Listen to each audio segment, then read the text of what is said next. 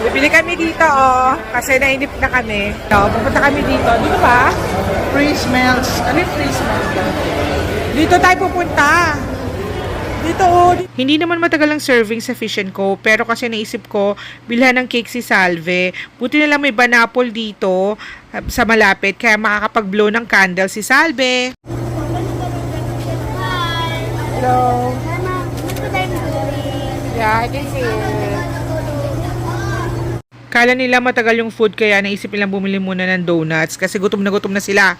Ang donuts pala na yun ay para din kay Salve, para regalo niya rin daw. Ang sweet talaga nito ni Andrew, kaya masarap tong kasama sa biyahe. Okay yun, para bata pa lang, magiging thoughtful na, di ba? Struggle talaga kay mama ang lumabas kasi nga masakit talaga yung tuhod niya. Sabi namin dalhin na lang ang wheelchair pero sabi niya wag na mahahasilan lang kami. Pero pinilit niyang sumamas dahil nga birthday ni Salve.